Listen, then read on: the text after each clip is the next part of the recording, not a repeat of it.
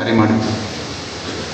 ಕಸ್ತೂರಿ ರಂಗನ್ ವರದಿಯಲ್ಲಿ ಏನೇನಿದೆ ಈಗ ನಮಗೆಲ್ಲ ಆಲ್ರೆಡಿ ಆದಷ್ಟು ತಿಳಿದಿದೆ.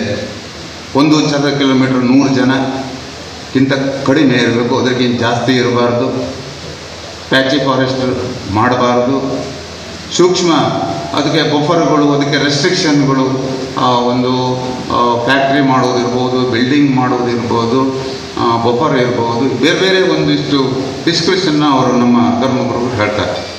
ಇಂತಿಷ್ಟು ರೆಸ್ಟ್ರಿಕ್ಷನ್ಗಳನ್ನು ಹಾಕಿದ್ದಾರೆ, ಹೀಗೆ ಮಾಡಬೇಕಂತ. ನಾವು ಕಳೆದ ಬಾರಿ 2015ರಲ್ಲಿ ನಾವು ಚಿತ್ತೂರಿನ ಭಾಗದವರು ಪ್ರತಿಭಟನೆ ಮಾಡಿ, ಆವಾಗ ರಮಾನಾಥ್ ರೈ ಅವರು ಮಂತ್ರಿಗಳಾಗಿದ್ದರು. ಅಲ್ಲಿಗೆ ನಾವು ಹೋಗಿ, ನಾವು ಮಾತ್ರ ಅಲ್ಲ ಇಡೀ ಉಡುಪಿ ಜಿಲ್ಲೆಯವರೆಲ್ಲ ಹೋಗಿ ಪ್ರತಿಭಟನೆಯನ್ನು ಮಾಡಿ ಅವರಿಗೆ ಮನವಿ ಸಲ್ಲಿಸಿದ್ದೇವೆ. ಮತ್ತು ಈ ಕಸ್ತೂರಿ ರಂಗನ್ ವರದಿ ಜಾರಿಯಾಗುವಾಗ ಕಸ್ತೂರಿ ರಂಗನ್ ಹೇಳಿದ ಹಾಗೆ ಸ್ಯಾಟಲೈಟ್ ವರದಿ ಪ್ರಕಾರ ಕಾಡನ್ನು ಗುರುತಿಸಿ ಅವರು ವರದಿಯನ್ನು ಕೊಟ್ಟಿದ್ದಾರೆ. ಅದನ್ನು ನೀವು ಸರ್ವೆ ಮಾಡಿ, ಭೌತಿಕವಾಗಿ ಸರ್ವೆ ಮಾಡಿ, ಕಾಡು ರೈತಂದು ಯಾವುದು, ಸೂಕ್ಷ್ಮಜೀವಿ ವಲಯ ಯಾವುದು, ಮಾನದಂಡವನ್ನು ಪಾಲನೆ ಮಾಡಿದ್ದೀರ ನೋಡಿ ಅದನ್ನು ಅನುಷ್ಠಾನ ಮಾಡಿ ಅಂತ ಹೇಳಿದ್ದಾರೆ. ಇವತ್ತು 2024 ಇಷ್ಟರವರೆಗೆ ಈ ಕೇರಳದಲ್ಲಿ ಅವರು ಭೌತಿಕವಾದ ಸಮೀಕ್ಷೆಯನ್ನು ಮಾಡಿ ವರದಿ ಮಾಡಿದ್ದಾರೆ ಅಂತ ನಾನು ತಿಳ್ಕೊಂಡಿದ್ದೇನೆ. ಅದಕ್ಕೆ ಅವರಿಗೆ ಪರಿಹಾರ ಸಿಕ್ಕಿದೆ. ನಮ್ಮ ರಾಜ್ಯದಲ್ಲಿ 2013ರಿಂದ ಇವತ್ತಿನವರೆಗೂ ಯಾವ ಜನಪ್ರತಿನಿಧಿಗಳಾಗಲಿ ಅಧಿಕಾರಿಗಳಾಗಲಿ ಇದನ್ನು ಭೌತಿಕವಾದ ಸಮೀಕ್ಷೆ ಮಾಡೋ ಬಗ್ಗೆ ಮಾತಾಡಲಿಲ್ಲ, ಅದಕ್ಕೆ ಕಾರ್ಯಕ್ರಮವನ್ನು ಹಮ್ಮಿಕೊಂಡಿಲ್ಲ. ಅದಕ್ಕಾಗಿ ಇವತ್ತು ಕೂಡ ನಾವು ಇವತ್ತು ಪೇಪರ್ನಲ್ಲಿ ಬರೆದಿದ್ದರು, ಕಸ್ತೂರಿ ರಂಗನ್ ವರದಿ ಅಂದ ತಕ್ಷಣ ಈ ಪಶ್ಚಿಮ ಘಟ್ಟದ ತಪ್ಪಲಿನ ಜನರು ಬೆಚ್ಚಿ ಬೀಳ್ತಾರೆ ಅಂತ. ಏನಂತ ಗೊತ್ತಿಲ್ಲ, ಎಂತಂತ ಗೊತ್ತಿಲ್ಲ, ಎಲ್ಲರೂ ನಿಷ್ಕ್ರಿಯ. ನಾವು ಸಹನಶೀಲರಾಗಿದ್ದೇವೆ. ಕಳೆದ ಬಾರಿ ಪ್ರತಿಭಟನೆ ಮಾಡಿದೆವು, ನಮ್ಮ ತಪ್ಪಿದೆ, ಮನವಿಯನ್ನು ಕೊಟ್ಟೆವು, ನಾವು ಸುಮ್ಮನಾದೆವು. ಈ ಬಾರಿ ಮತ್ತೆ ಈಗ ಈ ಒಂದು ಗಡುವನ್ನು ಕೊಟ್ಟು 5-6 ಬಾರಿ ನೋಟಿಫಿಕೇಶನ್ ಕೊಟ್ಟಿದ್ದಾರೆ. ಪ್ರತಿ ಸರಿ ನೋಟಿಫಿಕೇಶನ್ ಕೊಟ್ಟಾಗ ನಮ್ಮ ಇವರು ಹೇಳೋದು ಹಾಗೆ ನಾವು ತಿರಸ್ಕಾರ ಮಾಡ್ತೇವೆ, ನಮ್ಮ ಜನಪ್ರತಿನಿಧಿಗಳ ಮಾತು ತಿರಸ್ಕಾರ ಮಾಡ್ತೇವೆ.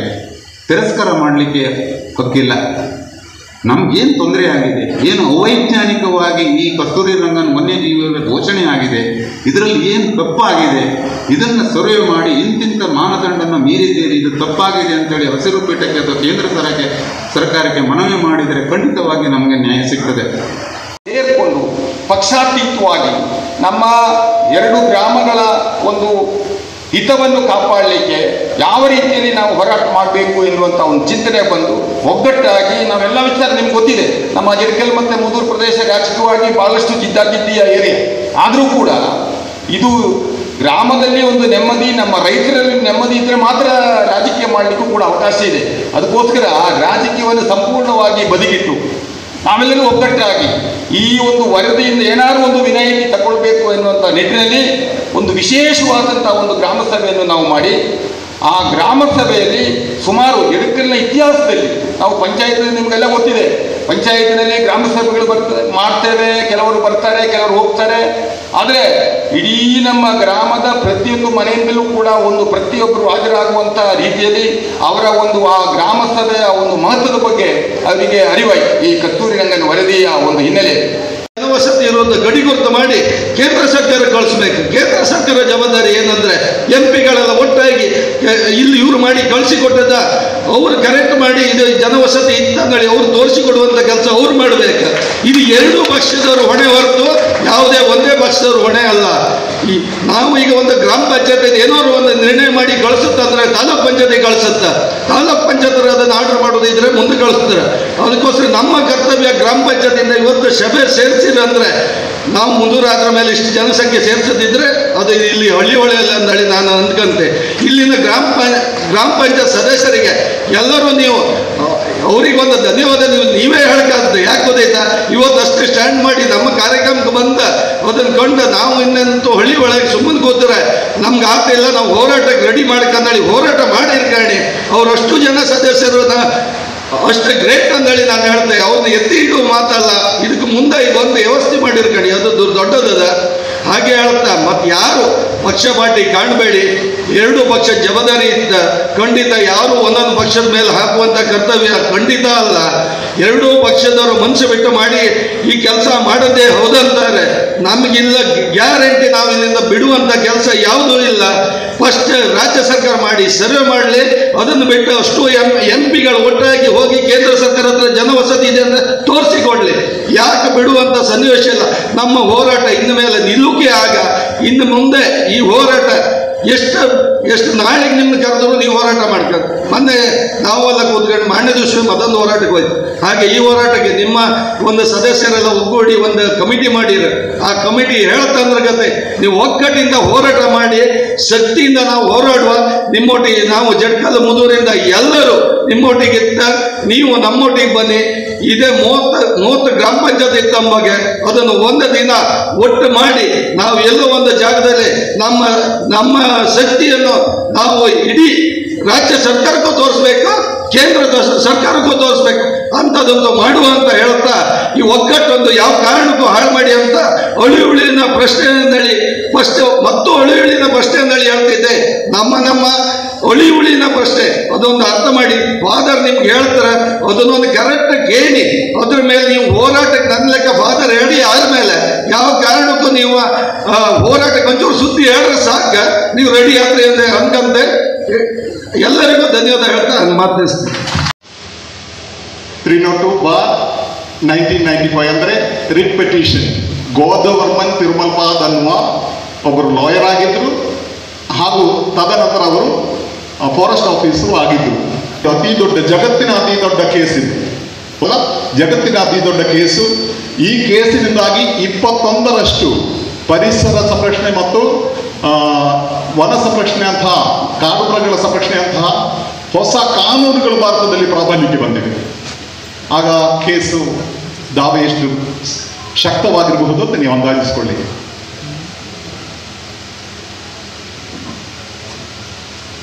ಕೇಸನ್ನ ಗಣಿಗಾರಿಕೆಗೆ ಈ ಥರ ಗಂಧವನ್ನ ಕಡಿಯುವುದಕ್ಕೋಸ್ಕರ ಕಾಡನ್ನು ನಾಶ ಮಾಡುವುದಕ್ಕೋಸ್ಕರ ಉಪಯೋಗಿಸ್ತಾ ಇದ್ದಾರಂತ ಗೋದವರ್ಮನ್ ತಿರುಮಲ್ಪಾದ್ ಹೇಳ್ತಾ ಇದ್ದಾರೆ.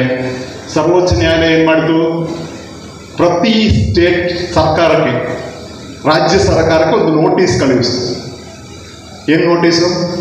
ನೀವೊಂದು ಅಫಿಡಾವಿಟ್ ಫೈಲ್ ಮಾಡಿ ನಿಮ್ಮ ರಾಜ್ಯದಲ್ಲಿರುವಂತಹ ಕಾಡು ಏನಿದೆ, ಸಂರಕ್ಷಿತ ಅರಣ್ಯ ಏನಿದೆ, ಅದರಲ್ಲಿ ಯಾರಾದರೂ ಇದ್ದಾರಾ, ಯಾರಾದರೂ ಜನರು ನುಸುಳಿಕೊಂಡಿದ್ದಾರಾ, ಹೌದಾ ಅದು ಕಾಡಾಗಿ ಉಳಿದುಕೊಂಡಿದೆಯಾ? ಅವ್ರೇನು ಉತ್ತರ ಕೊಡಬಹುದು? ಒಳ್ಳೆಯ ಜನ, ನಮ್ಮಲ್ಲಿ ಯಾರು ಕಾಡಿನೊಳಗೆ ಹೋಗುವುದೇ ಇಲ್ಲ, ಅತ್ತ ತಿರುಗಿ ನೋಡುವುದೂ ಇಲ್ಲ, ಕಾಡೆಲ್ಲ ಸುರಕ್ಷಿತವಾಗಿದೆ. ಆಗ ಸುಪ್ರೀಂ ಕೋರ್ಟ್ ಹೇಳಿತು. ಆಮೇಲೆ ವಿಧಿ ಬಂದಾಗ ಹೇಳಿತು, ಇನ್ನೊಂದು ವೇಳೆ ತದನಂತರ ಈ ವಿಧಿ ನಿರ್ಣಯದ ನಂತರ ಯಾರಾದರೂ ಕಾಡಿಗೆ ಹೋಗಿದ್ರೆ ಅವರನ್ನ ನಿಷ್ಕರುಣವಾಗಿ, ಅಂದ್ರೆ ವಿತೌಟ್ ಮರ್ಸಿ, ಅವ್ರನ್ನ ಒಕ್ಕಲೆಬ್ಬಿಸಿ ಹೊರಗೆ ಹಾಕಿ. ಗೊತ್ತಾಯ್ತಲ್ಲ? ಆಗ ನಾವು ಕೊಟ್ಟಂತಹ ಅಫಿಡವಿಟ್ನಲ್ಲಿ ಈ ಪ್ರದೇಶದಲ್ಲಿ ಹಳ್ಳಿ ಹೊಳೆಯಲ್ಲಿ ನರಪಿಳ್ಳೆ ಯಾರೂ ಇಲ್ಲ, ಬದುಕ್ತಾ ಇಲ್ಲ. ಹುಲಿಗಳು ಮಾತ್ರ ಇದೆ, ಆನೆಗಳಿವೆ, ಚಿರತೆಗಳಿವೆ, ಮೊಲ ಇದೆ, ಮನುಷ್ಯರು ಯಾರೂ ಇಲ್ಲ. ನಾವು ಯಾರು ಕೊಟ್ಟ ಅಫಿಡವಿಟ್? ನಾವು ಕೊಟ್ಟದ್ದು, ನಮ್ಮ ಚೀಫ್ ಸೆಕ್ರೆಟರಿ ಅವರು. ಆಮೇಲೆ ಅಷ್ಟರಲ್ಲಿ ಕೂಗಲಿಕ್ಕೆ ಶುರು ಮಾಡಿದ್ರು, ನಾವೆಲ್ಲ ಸಮಸ್ಯೆ ಮಾಡೋಕ್ಕೆ ಶುರು ಮಾಡಿದ್ರು, ನಾವೆಲ್ಲ ಹೋರಾಟ ಮಾಡಿದೆವು, ದೊಡ್ಡ ಮಟ್ಟದಲ್ಲಿ ಹೋರಾಟ ಮಾಡಿ. ನಾನೇ ಹೋಗಿದ್ದೀನಿ ಇಲ್ಲಿ ನಮ್ಮ SKDRP ಧರ್ಮಸ್ಥಳ ಯೋಜನೆಯ ಶ್ರೀಯುತ ಕಾವಂತರೊಟ್ಟಿಗೆ ಸೇರಿ ನಾವು ಬಹಳಷ್ಟು ಹೋರಾಟ ಮಾಡಿ ಸರ್ವೋಚ್ಚ ನ್ಯಾಯಾಲಯದ ಎಂಪವರ್ಡ್ ಕಮಿಟಿ ಹತ್ರ ನಾವೇ ಹೋಗಿ 1 ತಿಂಗಳುಗಳ ಕಾಲ ಅಲ್ಲಿದ್ದುಕೊಂಡು ಹೋರಾಟ ಮಾಡಿ ಪರಿಹಾರಗಳನ್ನು ಕಂಡುಕೊಳ್ಳಲಿಕ್ಕೆ ನೋಡಿದೆವು. ಆದ್ರೆ ಜನರಿಗೆ ಏನಾಯ್ತು, ಯಾರಪ್ಪ ನಮ್ಮನ್ನ ಎಬ್ಬಿಸುವುದು, ನಮ್ಮ ಪಟ್ಟ ಜಾಗ ತಾನೇ, ನಮ್ದು ಪಟ್ಟ ಜಾಗ. ಸಾಧಾರಣ 13,000 ಚಿಲ್ಲರೆ ರೆಕಾರ್ಡ್ಸ್ ಅನ್ನ ನಾವು ಕಲೆಕ್ಟ್ ಮಾಡಿದೆವು, ಸುಲಭ ಅಲ್ಲ. ಅದರಲ್ಲಿ 420 ಹಳೆಯ ಪಟ್ಟ ಇದೆ ಅಲ್ಲ, ಹಳೆಯ RTC ಸೆಲೆಕ್ಟ್ ಮಾಡಿ ಹೆಚ್ಚು ಹಳೆಯ RTCಯನ್ನು ಹಿಡ್ಕೊಂಡು ನಾನು ಇವರ ಹತ್ರ, ಮೆಹತಾ ಅವರ ಹತ್ರ, ಅಧ್ಯಕ್ಷರ ಹತ್ರ ಹೋದೆ. ಡೆಲ್ಲಿಯಲ್ಲಿ ಪರ್ಯಾವರಣ ಭವನದಲ್ಲಿ ನಮಗೆ ಪ್ರೂವ್ ಮಾಡಬೇಕಲ್ಲ, ನಮ್ಮ ಜನ ಇದ್ದಾರಪ್ಪ, ಎಷ್ಟೋ ಕಾಲದಿಂದ ಪಟ್ಟ ಜಾಗ ಇಟ್ಕೊಂಡು ಬದುಕಿದ್ದಾರೆ, ಅವರಿಗೆ ತೊಂದರೆ ಆಗುತ್ತೆ ಅಂತ. ನಾನು ಹೋದ ಕೂಡಲೇ ಅವರು ಎದ್ದು ನಿಂತರು, ನನ್ನ ಮೇಲೆ ಗೌರವದಿಂದ ಅಲ್ಲ, ಯಾಕೆಂದರೆ ಈ 4 ಬಾಕ್ಸ್ ಇತ್ತು ನನ್ನಲ್ಲಿ, 4 ಬಾಕ್ಸ್ ರೆಕಾರ್ಡ್ಸ್, ದಾಖಲೆಗಳು. ಅದನ್ನು ಇಡ್ಲಿಕ್ಕೆ ಎಲ್ಲೂ ಜಾಗ ಇಲ್ಲ ಅವರ ಆಫೀಸಲ್ಲಿ. ಜನರು ಏನು ಅತಿಥಿಗಳು ಬಂದು ಕೂತ್ಕೊಳ್ಬೇಕು, ಅಲ್ಲೆಲ್ಲ ಫೈಲ್ಗಳು ತುಂಬಿವೆ, ಬಾಕ್ಸ್ಗಳು ತುಂಬಿವೆ, ಫೈಲ್ಗಳು ತುಂಬಿವೆ. ಇನ್ನೀಗ ಅವರು ಕೂತ ಕುರ್ಚಿ ಮಾತ್ರ ಬಾಕಿ ಇದೆ.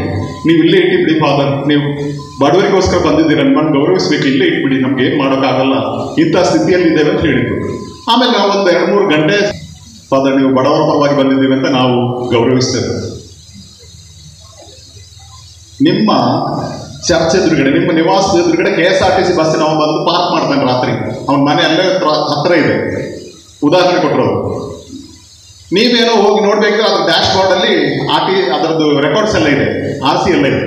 ನೀವು ಯಾರಿಗೋ ಒಬ್ಬರಿಗೆ 2 ಲಕ್ಷಕ್ಕೆ ಅದನ್ನು ಮಾರಿಕೊಡ್ತೀರಾ, ಅಗ್ರಿಮೆಂಟ್ ಎಲ್ಲ ಬರೆದು ಇನ್ನೊಬ್ಬರಿಗೆ 2 ಲಕ್ಷಕ್ಕೆ KSRTC ಬಸ್ಸನ್ನು ನಾನು ಮಾಡ್ತೇನೆ. ನಾಳೆ ಇವರಿಗೆ ಮಾರಿದ್ರೆ ಅವರು ಅದನ್ನು ಓಡಿಸ್ಕೊಂಡು ಹೋದ್ರೆ KSRTC ಅವರು ಒಪ್ಕೊಳ್ತಾರ? ಇಲ್ಲ.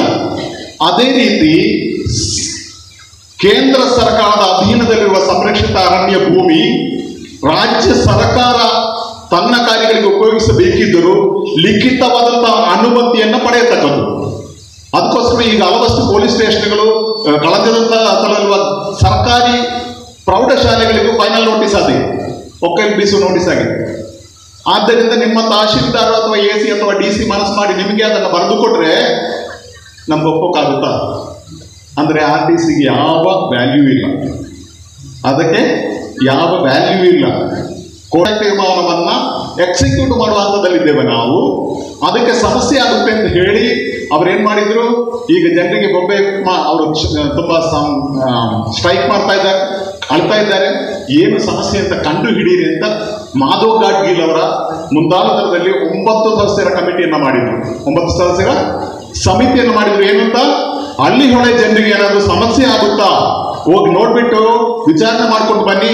ಏನಾದರೂ ಜನರಿಗೆ ಸಮಸ್ಯೆ ಆಗೋದಿದ್ರೆ ಆ ಸಮಸ್ಯೆಗಳನ್ನು ಪರಿಹರಿಸಿಕೊಂಡು ಮಾತ್ರ ಜನರಿಗೆ ತೊಂದರೆ ಆಗದ ಹಾಗೆ ತೀರ್ಮಾನಗಳನ್ನು ಕೈಗೊಳ್ಳತಕ್ಕದ್ದು. ನೋಟಿಫಿಕೇಶನ್ ಮಾಡಿದ್ರು ಮಾಧವ್ ಗಾಡ್ಕಳ್ ಕಮಿಟಿ, ಎಲ್ಲರಿಗೆ ಕಳಿಸಿದ್ರು, ಗಜೆಟ್ ಅಲ್ಲಿ ಪಬ್ಲಿಷ್ ಮಾಡಿದ್ರು. ಎಲ್ಲ ಪಂಚಾಯತಿಯವರ ಹತ್ರ ಇದೆಯಾ? ಇಲ್ಲ. ಇಂಗ್ಲಿಷ್ ಮತ್ತು ಹಿಂದಿಯಲ್ಲಿ ನಾವು ಕೊಡ್ತಾ ಇದ್ದೇವೆ. ಪ್ರತಿ ರಾಜ್ಯದ ಆಯಾಯ ರಾಜ್ಯದ ಪಂಚಾಯತಿಯ ಭಾಷೆಗಳಲ್ಲಿ ಅವರು ಅದನ್ನ ಭಾಷಾಂತರ ಮಾಡಿ ಪ್ರತಿಯೊಬ್ಬರಿಗೆ ಸಂಬಂಧಪಟ್ಟವರಿಗೆ ತಲುಪಿಸತಕ್ಕದ್ದು. ಏನು ಅಂತ, ಹಳ್ಳಿ ಹೊಳೆಯ ಜನರಿಗೆ ಏನಾದರೂ ಸಮಸ್ಯೆ ಆಗುತ್ತೆ ಅಂದ್ರೆ ಹೇಳಿ, ನಾವು ಪರಿಹಾರ ಮಾಡ್ತೇವೆ ಅಂತ ಅವರು ರಿಕ್ವೆಸ್ಟ್ ಮಾಡೋದು. ನಮ್ಮಲ್ಲಿ ಒಂದಾಯ್ತು 45 ದಿನ ಸಮಯ ಕೊಟ್ಟರು, 2ನೇ ನೋಟಿಫಿಕೇಶನ್ ಆಯ್ತು 60 ದಿನ ಸಮಯ ಕೊಟ್ಟರು, 3ನೇ ನೋಟಿಫಿಕೇಶನ್ ಆಯ್ತು ಮತ್ತೆ 60 ದಿನ ಸಮಯ ಕೊಟ್ಟರು, 4ನೇ ನೋಟಿಫಿಕೇಶನ್ ಆಯ್ತು ಮತ್ತೆ ಈಗ ವಯನಾಡು ದುರಂತ ಆಯ್ತಲ್ಲ, ನಾನೀಗ ಇರುವ ಕಡೆ ಇದೆ ಅದು ದುರಂತ. ಅದು ಅದರ 1 ವಾರದ ನಂತರ ಪ್ರೆಷರ್ ಜಾಸ್ತಿ ಆಯಿತು. ಇದು ಯಾವಾಗದಿಂದ 2010ರಿಂದ ಒದ್ದಾಡ್ತಾ ಇದ್ದಾರೆ ಸರ್ವೋಚ್ಚ ನ್ಯಾಯಾಲಯದ ತೀರ್ಮಾನವನ್ನ ಕಾರ್ಯಗತ ಮಾಡುವುದಕ್ಕೋಸ್ಕರ. ಗ್ರಾಮಗಳನ್ನು ಒಳಗೊಂಡು 32,39,57 ಎಕರೆ ಒಕ್ಕಲಿಪಿಸಬೇಕು ಅಥವಾ ಈ ನೋಟಿಫಿಕೇಶನ್ ಬರಬೇಕು ಅಂತ ಹೇಳಿತ್ತು. 32.5 ಲಕ್ಷ ಎಕರೆ ಕೇರಳದಲ್ಲಿ. ಆದರೆ ಅವರು ಮಾಡಿದ ಕಾರ್ಯಗಳೇನು ಅಂತ ಮತ್ತೆ ಹೇಳ್ತೀನಿ. ಅವರಿಗೆ ಎಷ್ಟು ಎಕ್ಸ್ಕ್ಲೂಡ್ ಮಾಡಿದ್ರು ಗೊತ್ತಾ? 7,69,486 ಎಕರೆ, ಅಂದರೆ 7.25 ಲಕ್ಷ ಎಕರೆಯನ್ನ ಸಮಸ್ಯೆ ಪರಿಹಾರ ಮಾಡಿಕೊಟ್ರು ಜನವಾಸತಿ ಇರುವ ಕಡೆಗಳಲ್ಲಿ. ಅವರಿಗೇನು ನೋಟಿಫಿಕೇಶನ್ ಮಾಡಬೇಡಿ, ಅವರಿಗೇನು ತೊಂದರೆ ಕೊಡಬೇಡಿ ಅಂತ ಕಸ್ತೂರಿ ರಂಗನ್ ಕಮಿಟಿ ಮತ್ತು ಎಂಪವರ್ಡ್ ಅಂದರೆ ಸರ್ವೋಚ್ಚ ನ್ಯಾಯಾಲಯದ ಎಂಪವರ್ಡ್ ಸೆಂಟ್ರಲ್ ಎಂಪವರ್ಡ್ ಕಮಿಟಿ ಹೇಳಿತು ಅವರಿಗೆ ಸಮಸ್ಯೆ ಇಲ್ಲ. ಮತ್ತೆ ನಿನ್ನೆ ನಾನು ಈ ಕಡೆ ಹೊರಬೇಕು, ನಿನ್ನೆ ಪೇಪರಲ್ಲಿ ಬಂದು ಇನ್ನು 66 ಗ್ರಾಮಗಳನ್ನು ಮತ್ತೆ ಅವರು ಎಂತ ಹೇಳ್ತಾರೆ ಕನ್ನಡದಲ್ಲಿ ಕನ್ಸೆಷನ್ ಮಾಡಿದ್ರು ಅಂತ,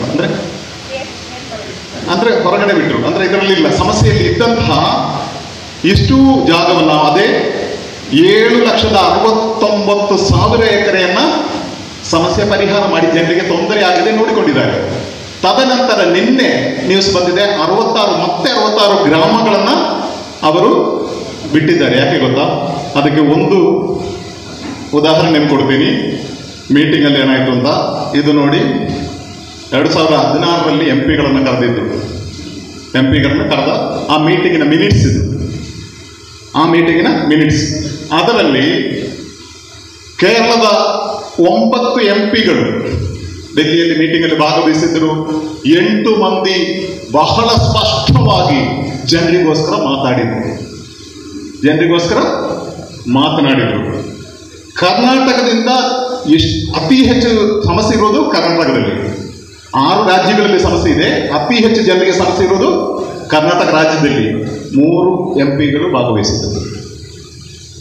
3 MP ಭಾಗವಹಿಸಿ ಶ್ರೀಯುತ ಅನಂತಕುಮಾರ್ ಹೆಗಡೆ ಅವರು, ಶ್ರೀಯುತ ನಳಿನ್ ಕುಮಾರ್ ಅವರು, ಮತ್ತೆ ನಮ್ಮ ಈಗ ಅವರು ನಮ್ಮೊಂದಿಗಿಲ್ಲ ಭಾಗ್ಯಸ್ಮರಣರಾದ ಓಸ್ಕರ್ ಫರ್ನಾಸ್ ದಾಖಲೆ ಇಟ್ಕೊಂಡು ಹೇಳ್ತಾ ಇದ್ದೀನಿ. ಶ್ರೀ ಅನಂತಕುಮಾರ್ ಹೆಗಡೆ ಅವರು ಏನು ಹೇಳಿದ್ರು ಅಂತ ಜಸ್ಟ್ ಒಮ್ಮೆ ಓದ್ತೀನಿ, 2 sentence. Sri A.K. Hegde MP Lok Sabha elaborated the difficulties in following the prohibited and regulated activities under modern days vision of development. He also raised concerns regarding the correct concept of protected areas, cultural landscape and carrying capacity, and the industries to be promoted in the ESAs. ಬೇರೆ ಯಾರು ಮಾತನಾಡಿಲ್ಲ ಅಂತ ಕಡತ ಹೇಳ್ತಾ ಉಂಟು ನನಗೆ ಗೊತ್ತಿಲ್ಲ, minutes ಹೇಳ್ತಾ ಉಂಟು. ಪ್ರತಿಯೊಬ್ಬರು ಹೇಳಿದ್ದನ್ನ ಇಲ್ಲಿ ಸಮರೈಸ್ ಮಾಡಿದ್ದಾರೆ ನೋಡಿ. ಕೇರಳದಿಂದ Shri Joyce George, Shri Shashi Tharoor, Shri Jose K Mani, Shri A Sampath, Shri CP Narayan, Shri Antony, Shri Joy Abraham, Shrimati PK teacher, ಹೀಗೆ 9 ಮಂದಿ ಭಾಗವಹಿಸಿದ್ದರು. ಏನು ಗೊತ್ತಾ ಕೇರಳದ ವ್ಯತ್ಯಾಸ ಮತ್ತು ಇಲ್ಲಿದ್ದ ವ್ಯತ್ಯಾಸ? ಕೇರಳದಲ್ಲಿ ಭಾಗವಹಿಸಿದ್ರೆ ನೇರ ಕೇಳ್ತಾರೆ, ಸಾಮಾನ್ಯ ಪ್ರಜೆಯು ಕೇಳ್ತಾನೆ, MP ಯಲ್ಲಿ ಕೇಳ್ತಾನೆ, MLA ಯಲ್ಲಿ ಕೇಳ್ತಾನೆ, DC ಯಲ್ಲಿ ಕೇಳ್ತಾನೆ, ಏನು ಸರ್ ನೀವು ಮಾಡ್ಬೇಕಾದ ಮಾಡಿಲ್ವಲ್ಲ, ಬಚಾವೋದಕ್ಕೆ ಸಾಧ್ಯನೇ. ಇಲ್ಲಿ ನಾವೇನು ಮಾಡ್ತೀವಿ, ನಮಸ್ತೆ ಸರ್, ಆಯ್ತು ಸರ್, ನೀವು ಹೇಳಿದಾಗೆ ಮಾಡ್ಕೊಡ್ತೀವಿ, ನೀವು ಹೇಳಿದಾಗೆ.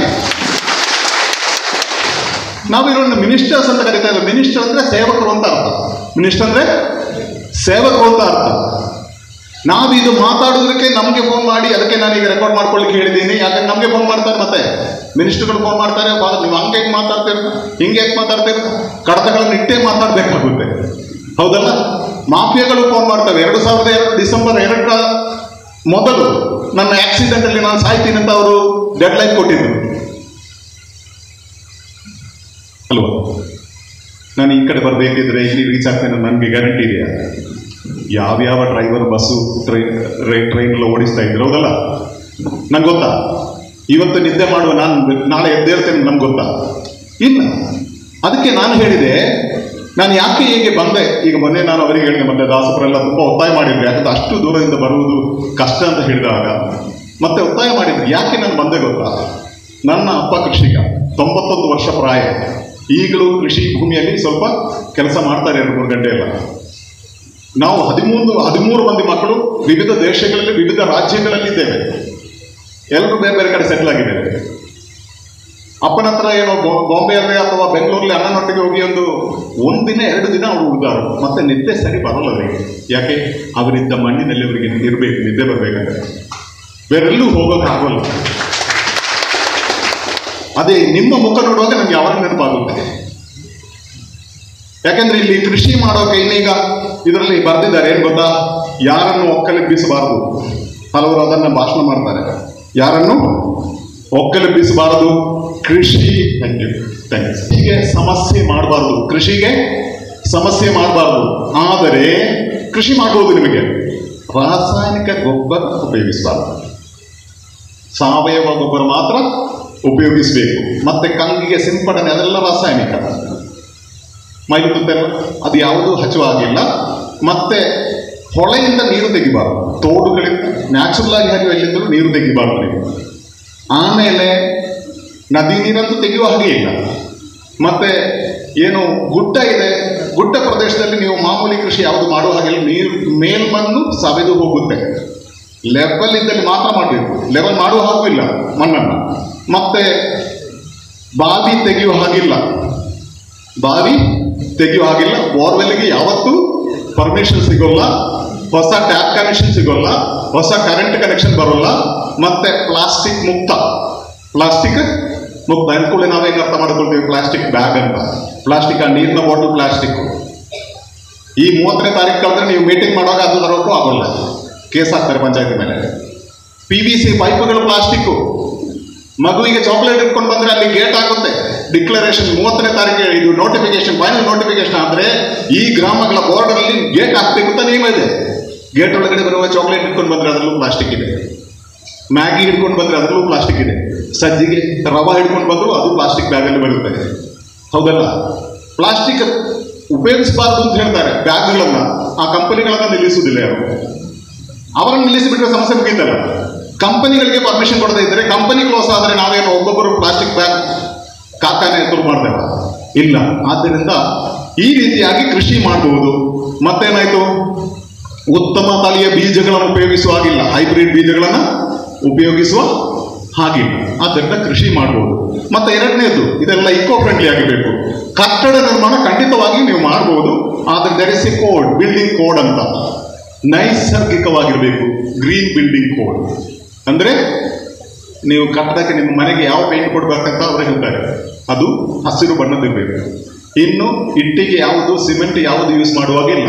ನಮಗೆಲ್ಲ ಬರೆಸಿರ್ಬೋದು ದೊಡ್ಡವರಿಗೆಲ್ಲ, ನಮ್ಮ ಮನೆಯಲ್ಲ ಚಿಕ್ಕನಲ್ಲಿ ಹಾಗಿತ್ತು, ಮಣ್ಣನ್ನು ಅಲ್ಲ ಮುದ್ದೆ ಮಾಡಿ ಅಂತ ಮನೆ ಮಾಡ್ಬೋದು. ಪೇಂಟಿಗೆ ಬದಲು ಸೆಗಣಿ ಸಾರಣೆ ಮಾಡ್ಬೋದು. ಮಾಡಬಾರ್ದು ಅಂತ ಯಾರು ಹೇಳ್ತಾ ಇಲ್ಲ. ಹೌದು, ಆಗುತ್ತಾ ಇಲ್ಲ ನನಗೆ ಗೊತ್ತಿಲ್ಲ. ಮತ್ತೆ ಸಿಮೆಂಟ್ ಯೂಸ್ ಇಲ್ಲ, ಮತ್ತೆ ಬ್ಯಾಂಕ್ ಲೋನ್ ಅಂತೂ ಸಿಗುವುದಿಲ್ಲ ಮನೆಗೆಲ್ಲ, ಬ್ಯಾಂಕ್ ಲೋನ್ ಯಾವತ್ತೂ ಸಿಗಲ್ಲ. ಮತ್ತೆ ಹೊಸ ಹೌಸಿಗೆ ಯಾವತ್ತೂ ಪರ್ಮಿಷನ್ ಇಲ್ಲ. ಹೊಸ ಹೌಸಿಗೆ ಜಾಗ ಕನ್ವರ್ಷನ್ ಮಾಡುವ ಅವಸ್ಥೆ ಇಲ್ಲ. ನಿಮ್ಗೆ ಗೊತ್ತಿರ್ಬೋದು, ಈಗ ಜಾಗಕ್ಕೆ ಕ್ರಯ ಇದೆಯಾ? ಕೇರಳದಲ್ಲಿ ಸೆನ್ಸಿಗೆ ಲಕ್ಷ ಹೇಳ್ತಾ ಇದ್ರು, ಸೆನ್ಸಿಗೆ. ನಮ್ಮಲ್ಲಿ ಬಂದು ಅವರು ಮಾತಾಡುವಾಗ ಹೇಳ್ತಾರೆ, ಇಲ್ಲಿ ಸೆನ್ಸಿಗೆ ಹೇಳಿದ್ರೆ ನಾವು ಸೆಂಟ್ ಯೂಸ್ ಮಾಡೋದಿಲ್ಲ, ಅದು ಸೆಂಟ್ ಅಂಗಡಿಗೆ ಹೋಗ್ಬೇಕು ಅಂತ ಹೇಳಿದ್ರು. ಇಲ್ಲಿ ಏಕರೆ ಲೆಕ್ಕ ಹೇಳ್ತಾ ಇದ್ದವು, ಆದರೂ ಕ್ರಯ ಇತ್ತು. ಈಗ ಯಾರಿಗೆ ಅದು ಬೇಕಾ? ಇಲ್ಲೂ ಬೇಡ, ಕೇರಳದಲ್ಲೂ ಬೇಡ. ಯಾಕೆ? ಎಲ್ರಿಗೂ ಇದ್ರ ಭಯ, ಯಾವುದು ಸಮಸ್ಯೆ ಇದೆ ಇಲ್ಲ ಅಂತ ಗೊತ್ತಿಲ್ಲ. ಆದ್ದರಿಂದ ಎಕ್ಸ್ಟೆನ್ಷನ್, ಹೀಗೆ ನಮ್ಮ ಮುಂದಿರುವಂತಹ ಆಯ್ಕೆ ಏನು ಗೊತ್ತಾ? ಟೈಮ್ ಎಕ್ಸ್ಟೆಂಡ್ ಮಾಡಿಸಿದ್ದೇವೆ. ಕನಿಷ್ಠ ಪಕ್ಷ 45 ದಿನ ಅಥವಾ 60 ದಿನ ಟೈಮ್ ನಮಗೆ ಮುಂದಕ್ಕೆ ಸಿಗಬೇಕು, ಕಾರ್ಯಗಳನ್ನು ಮಾಡಬೇಕಿದೆ. ಅದಕ್ಕಿಂತ ಮೊದಲು ಬೇರೆ ಏನು ಮಾಡೋಕ್ಕಾಗಲ್ಲ. ಅಷ್ಟರಲ್ಲಿ ನಾವು ಮಾಹಿತಿಗಳನ್ನು, ಬಾಕಿ ನಾನು ವಿಷಯಗಳನ್ನು ಹೇಳ್ತೇನೆ ಏನೆಲ್ಲ ಮಾಡಬಹುದು ಅಂತ. ಈಗ ಸರ್ಕಾರ ನೋಡಿ, ಮೊನ್ನೆ ಉತ್ತರ ಕನ್ನಡದಲ್ಲಿ ಇದೇ ಕಾರ್ಯಕ್ಕೋಸ್ಕರ ಜನರೆಲ್ಲ ಸೇರಿ ಸರ್ವೆ ಮಾಡಬೇಕಂತ ಹೇಳಿದ್ರು. ಸರ್ವೆ ಮಾಡಬೇಕು ಅಂತ ಹೇಳಿದ್ರು. ನಲ್ಲಿ ಕಾಣ್ತಾ ಇದೆ, ಸರ್ವೆ ಮಾಡಲಿಕ್ಕೆ ಉತ್ತರ ಕನ್ನಡಕ್ಕೆ 40 ಲಕ್ಷ ರೂಪಾಯಿ ಖರ್ಚಿಗೆ ಕೊಟ್ಟಿದ್ದಾರೆ. ನಿಮ್ಮ ಜಾಗವನ್ನು ಸರ್ವೆ ಮಾಡಲಿಕ್ಕೆ 14th ಫೈನಾನ್ಸ್ ಕಮಿಷನ್ ಅಂತ ಹಣ ಕೊಡ್ತಾ ಇದ್ದಾರೆ. ಸರ್ವೆ ಮಾಡಿಸಿ ಅವರಿಗೆ. ಕೇರಳದಲ್ಲಿ ಅದೇ ಆದದ್ದು, ವುಮನ್ ಆ್ಯಂಡ್ ವುಮನ್ ಚಾಂಡಿ ಅಂತ ಹೇಳಿದ್ರೆ, ವುಮನ್ ಕಮಿಷನ್ ಅಂತ ಮಾಡಿದ್ರು. ಸರ್ವೆ ಮಾಡಿದ್ರು, ಫಿಸಿಕಲ್ ಸರ್ವೆ ಮಾಡಿದ್ರು. ಈ ಒಂದು ಗ್ರಾಮವನ್ನು ನೀವೆಲ್ಲ ಮನಸ್ಸು ಮಾಡಿದ್ರೆ ಸರ್ವೆ ಮಾಡೋಕ್ಕಾಗಲ್ಲ. ಅದಕ್ಕೆ ಹಣಕಾಸಿನ ಸಹಾಯವನ್ನು ಸರ್ಕಾರ ಕೊಡುತ್ತೆ, ಇಲ್ಲಾಂದ್ರೆ ಅವರಿಂದ ನಾವು ಪಡ್ಕೊಳ್ತೀವಿ. ಒಂದು ವೇಳೆ ಅವರ ಸರ್ವೆ ಮಾಡಿದ್ರೆ ಒಫಿಷಿಯಲ್ ಸರ್ವೇಯನ್ನು ನಾವು ತಗೊಳ್ಬಹುದು, ಸರ್ವೆ ಮಾಡಿಸ್ಬೋದು. ಇಷ್ಟು ಮಂದಿ ಸೇರಿ ಕರೆಕ್ಟಾಗಿ ಈ ಗ್ರಾಮ ಇದು ಹೀಗೆ ಎಷ್ಟು ಜನ ಬದುಕಿದ್ದಾರೆ. ಈಗ ಸರ್ವೋಚ್ಚ ನ್ಯಾಯಾಲಯಕ್ಕೆ ಗೊತ್ತಿಲ್ಲ, ಇಲ್ಲಿ ಯಾರೂ ಇಲ್ಲ, ಮನುಷ್ಯರೇ ಇಲ್ಲ ಅಂತ ಅವ್ರಿಗೆ ತಲೆಯಲ್ಲೇ ಗೊತ್ತು. ಇದ್ದರೆ ಮನೆಯಿಂದ ಬಂದದ್ದು.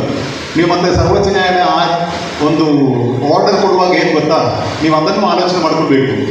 1000 ಎಕರೆ ಕಾಡು ಭೂಮಿಯನ್ನು ನುಂಗಿ ಹಾಕುವವರಿದ್ದಾರೆ, ಕೋಟ್ಯಾಧಿಪತಿಗಳು. ಇಲ್ಲಿ ನೋಡಿ, ನಾನು ಹೆಸರು ಹೇಳೋದಿಲ್ಲ ಜಾಗದ್ದು, ಯಾಕಂದ್ರೆ ಪಂಚಾಯತಿಯವರಿಗೆ ಸಮಸ್ಯೆ ಆಗ್ಬೋದು. ಒಂದು 4 ವರ್ಷ ಹಿಂದೆ ಒಂದು ಕಾಡಿನಲ್ಲಿ, ಇಲ್ಲಿ ಸೌತ್ ಕರ್ನಾಟಕದಲ್ಲಿ 45 ಎಕರೆ ಇಡೀ 2 ಗುಡ್ಡವನ್ನು, ಮರವನ್ನು ತೆಗೆದು ಗುಡ್ಡದ ನಡುವಿನಲ್ಲಿ ಹಾಕಿ ಮಣ್ಣು ಹಾಕಿ ಮುಚ್ಚಿ ಕೃಷಿ ಮಾಡಿದ್ದಾರೆ. ಸಂರಕ್ಷಿತ ಅರಣ್ಯದಲ್ಲಿ 45 ಎಕರೆ ಜಾಗವನ್ನು ರಾತ್ರೋರಾತ್ರಿ ಇಟ್ಟಾಚಿಗಳನ್ನು ತಂದು ಸರಿಯಾದ. ಇದೆಲ್ಲ ನಮಗೆ ಬೇಕು, ಕಾಡು ಬೇಕು, ಪ್ರಕೃತಿ ಬೇಕು. ಇದನ್ನೆಲ್ಲ ದೇವತೆಗಳು ಅಂತ ಭಾರತದ ಸಂಸ್ಕೃತಿಯಲ್ಲಿ ಹೇಳ್ತಾರೆ. ನದಿ ದೇವತೆ ಅಂತ ಹೇಳ್ತೇವೆ, ಭೂಮಾತೆ ಅಂತ ಹೇಳ್ತೇವೆ, ವೃಕ್ಷ ದೇವತೆ ಅಂತ ಹೇಳ್ತೇವೆ. ಹೌದಲ್ಲ? ಆ ಗೌರವವು ನಮ್ಮ ಮನಸ್ಸಲ್ಲಿರಬೇಕು. ಕಾಡು ನಾಶ ಮಾಡುವುದರಿಂದಾಗಿ ಇದೆಲ್ಲ ಆಗ್ತಾ ಇದೆ ಅನ್ನೋದು ಮನಸ್ಸಲ್ಲಿರಬೇಕು. ಆದರೆ ನಮ್ಮ ಸಮಸ್ಯೆಯನ್ನು ಪರಿಹಾರ ಮಾಡಿಕೊಳ್ಳೋದಕ್ಕೋಸ್ಕರ ಸರ್ವೋಚ್ಚ ನ್ಯಾಯಾಲಯ ರೆಡಿ ಇದೆ, ಮಾಧವ್ ಗಾಡ್ಗಿಲ್ ಸಮಿತಿ ರೆಡಿ ಇತ್ತು, ಕಸ್ತೂರಿ ರಂಗನ್ ಸಮಿತಿ ರೆಡಿ ಇದೆ, ಎಲ್ಲರೂ ರೆಡಿ ಇದ್ದಾರೆ. ಆದರೆ ನಮಗೆ ಸಮಸ್ಯೆ ಅಂತ ನಾವು ಹೇಳಿಕೊಳ್ಳಲಿಕ್ಕೆ ನಾವು ತಯಾರಿಲ್ಲ. ರಿಪೋರ್ಟ್ ಬಿಯೋಗ ಹೋಗುದಿಲ್ವಾ?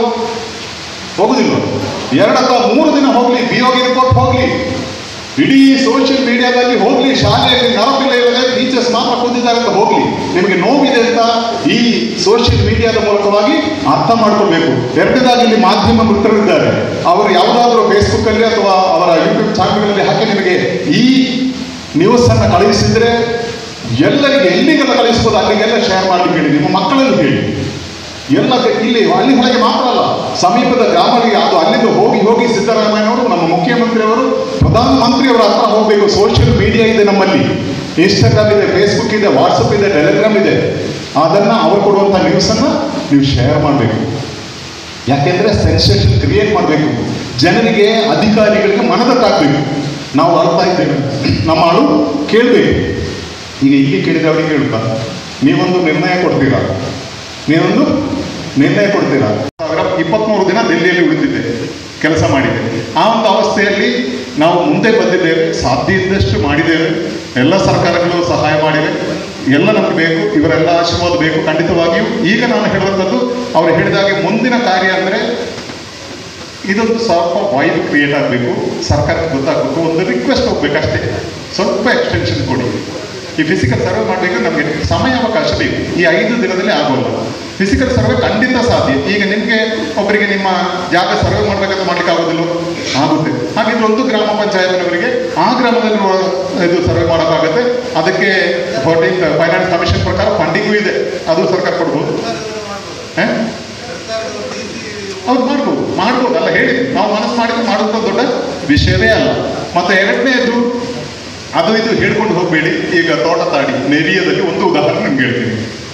ನನಗೆ ಕೇಳಿದ್ರು ಹೈಕೋರ್ಟಲ್ಲಿ ಹೋಗಲಿಕ್ಕೆ ಸಾಧ್ಯತೆ ಉಂಟು ಅಂತ ಹೇಳಿದ್ರು, ಕೇಸ್ ಮಾಡ್ಬೋದು. ನಾನು ಹೇಳಿದೆ ಇಲ್ಲ, ಸಾಧ್ಯ ಇಲ್ಲ. ನಿಜಕ್ಕೂ ನಲ್ಲಿ ಡಾಕ್ಯುಮೆಂಟ್ ಇದೆ ಅವ್ರದ್ದು. ಅವ್ರು ಫೈಟ್ ಮಾಡಿದ್ರು. ಅವರೊಬ್ಬರು ಕೇರಳದವರು, ಕೇರಳಕ್ಕೆ ಹೋಗಿ ಕೃಷಿ ತಜ್ಞರನ್ನೆಲ್ಲ ತಂದು ಅವರ ತೆಂಗು ಹಲಸಿನ ಮರ ಎಲ್ಲ 38 ವರ್ಷ ಎಲ್ಲ ಹಳೆದು ಅದಕ್ಕೆ ಸರ್ಟಿಫಿಕೇಟ್ ಮಾಡಿದ್ರು, ಹೈಕೋರ್ಟಲ್ಲಿ ಪ್ರೂವ್ ಮಾಡಿದ್ರು. ಅವ್ರಿಗೆ ಯಾರು ಹೇಳಿದ್ರು 30 ವರ್ಷ ನೀವು ಇದ್ರೆ ಅಡ್ವಾನ್ಸ್ ಪೊಸೆಷನ್ ಅಂತ ನಿಮಗೆ ಸಿಗುತ್ತೆ ಅಂತ ನಿಮ್ಮ ಜಾಗ, ಸರ್ಕಾರಿ ಭೂಮಿ. ಆದರೆ ಅದಕ್ಕೆ ಇಂಟ್ರಪ್ಷನ್ ಇರಬಾರ್ದು, ಬೇರೆ ನಿಯಮಗಳಿವೆ. ಈಗೇನಾಯ್ತು ಅಂದರೆ ಅವರು ಹೋಗಿ 33 ವರ್ಷದಿಂದ ನಾನಿಲ್ಲಿ ವಾಸವಾಗಿದ್ದೇನೆ ಅಂತ ಹೈಕೋರ್ಟಲ್ಲಿ, ಕರ್ನಾಟಕ ಹೈಕೋರ್ಟಲ್ಲಿ ಜಡ್ಜ್ಮೆಂಟ್ ಆಗಿದೆ, ಪ್ರೂವ್ ಆಯಿತು. ಪ್ರೂವ್ ಆದಾಗ ಜಡ್ಜ್ಮೆಂಟ್ ಏನು ಬಂದು ಗೊತ್ತಾ? 33 ವರ್ಷಗಳ ಕಾಲ ಅರಣ್ಯ ಭೂಮಿಯಲ್ಲಿ ಅತಿಕ್ರಮಣ ಮಾಡಿ ತಾವು ವಾಸವಾಗಿದ್ದುದನ್ನು ಒಪ್ಪಿಕೊಂಡ ಕಾರಣ 1 ವರ್ಷಕ್ಕೆ 4,230 ರೂಪಾಯಿ ಏನೋ, ವರ್ಷಕ್ಕೆ ಒಂದರಂತೆ 98,600 ರೂಪಾಯಿ ಪೆನಾಲ್ಟಿ ಕಟ್ಟಿ ನೀವು ಹೊರಗೆ ಹೋಗತಕ್ಕದ್ದು. ಹೋಗುವಾಗ ಮನೆಯನ್ನ ನೀವೇ ನೆಲಸಮಗೊಳಿಸತಕ್ಕದ್ದು. ಒಂದು ವೇಳೆ ಮನೆ ನೆಲಸಮಗೊಳಿಸದಿದ್ದಲ್ಲಿ 5,000 ಹೆಚ್ಚುವರಿ ಪೆನಾಲ್ಟಿ.